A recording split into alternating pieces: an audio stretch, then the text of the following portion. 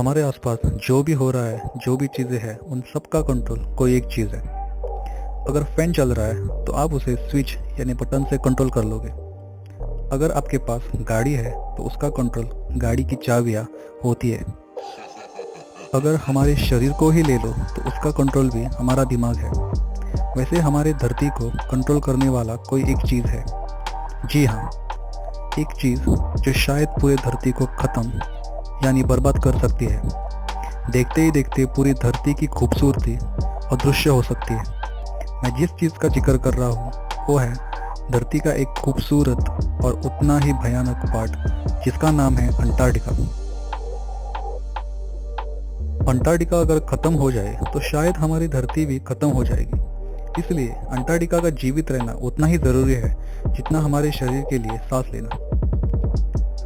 So hello viewers, welcome back to my YouTube channel things in life. तो आज बात करेंगे अंटार्कटिका के कुछ ऐसे अकल्पनीय बातों के बारे में जो शायद आपने कभी सुने नहीं होंगे, और जानेंगे कि क्यों अंटार्कटिका हमारे लिए इम्पोर्टेंट है। हमारी इस विशाल दुनिया में करीब 70% जो हिस्सा है वो है पानी, और खाली 30% जो हिस्सा है वो है ज़मीन। पर उस 70% में सिर्फ 3% पीने का पानी यानी फ्रेश वाटर है। पर इस दुनिया में इस 3% फ्रेश वाटर के अलावा बहुत सारा फ्रेश वाटर अंटार्कटिका में कैद है। जी हाँ, असल में अंटार्कटिका का ज़्यादा हिस्सा आइस प्लेट्स या आइस की चद्दर में ढका है। धरती पर जितना आइस है उसमें से 90% आइस अंटार्कटिका में है, और अंटार्कटिका में 70% फ्रेश वाटर है जो उन्हीं आइस शीट में दबा है और फ्रीज हुआ है।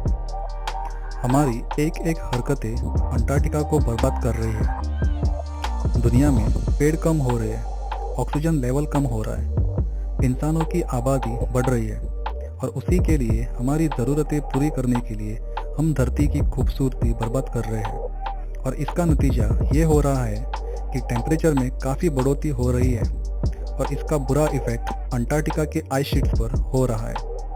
आइस स्लोली पिघल रहा है, और नतीजा ये हो सकता है कि विशाल महासागर का पानी का स्तर करीब 200 फीट बढ़ जाएगा, और हम सबके घर पानी में डूब जाएंगे।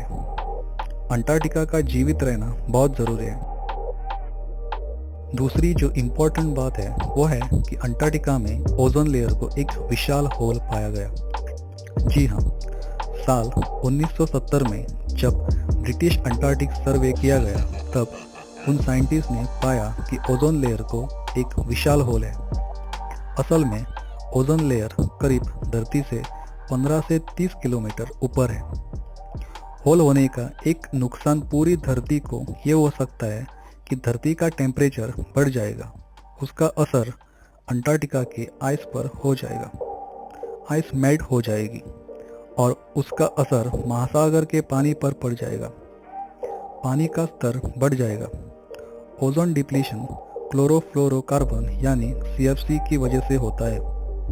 क्लोरोफ्लोरोकार्बन का इस्तेमाल कम किया गया, और उसका एक पॉजिटिव इम्पैक्ट अंटार्कटिका और पूरे धरती पर हो गया। ओजोन डिप्लीशन कम पाया गया। पर अगर ओजोन डिप्लीशन कम ना होता तो शायद आज इस दुनिया की एक अलग शक्ल पाई जाती। इसीलिए जो भी नुकसान, जो भी दर्द हम इंसान हमारे धरती को देते हैं, उसका नतीजा हम इंसानों को और उन बेकसूर जानवरों को भुगतना पड़ता। अंटार्कटिका ये वर्ड जब हम सुनते हैं तो हमारे आंखों के सामने विशाल आइस प्लेट्स और पेंगुइन्स आ जाते हैं। पर क्या आप जानते हैं अंटार्कटिका पर कभी पेड़ हुआ करते थे? अंटार्कटिका पर बहुत सारे प्राणी अपना जीवन बिताते थे। बहुत सारे पंछी उस खूबसूरत जगह पर खुली सांस लेते थे। अंटार्कटिका कॉन्टिनेंट एक समय पर धरती के निचले हिस्से में ना होकर बीच में, जहां हमारा भारत देश है, करीब उसके आसपास था। चौंकने की ज़रूरत नहीं है। हमारी धरती की खूबसूरती यही है। हमारी धरती पर कुछ ऐसे अकल्पनीय घटनाएं हो चुकी है कि आप हैरान हो जाएंगे। असल में जब हमारे धरती का निर्माण हो चुका था तब सारी कंट्रीज यानी सारे देश एक जगह थे, यानी इस धरती पर सारी सूखी जमीन एक जगह पर थी और चारों तरफ विशाल महासागर का पानी था। पर धरती का विकास कुछ ऐसे हुआ कि सूखी जमीन अलग अलग बढ़ गई और एक दूसरे से इतने दूर चली गई कि आज उसका नतीजा हम अलग अलग कॉन्टिनेंट के रूप में पाते हैं। हमारे धरती के अंदर जो टेक्टोनिक प्लेट्स का मूवमेंट होता है, उसकी वजह से धरती का एक हिस्सा नीचे चला गया। जानकार मानते हैं कि वहाँ कभी डायनासोर्स भी हुआ करते थे। और एक थियरी ये है कि अंटार्कटिका में करीब 50 मिलियन साल पहले कार्बन डाइऑक्साइड का प्रमाण आज के मुताबिक 2 गुना हुआ करता था, पर कुछ ऐसी क्लाइमेटिक चेंजेस हो गई और वहाँ पे आइस का निर्माण हो गया। और माना जा रहा है कि हमारे धरती के सबसे पहले जीवन का रहस्य वहाँ नीचे आइस में दबा है और बहुत लोग कोशिश कर रहे हैं कि उस रहस्य का पता लगाने की, ताकि इंसान को धरती पर जीवन का निर्माण कैसे हुआ उसका पता लगा पाए।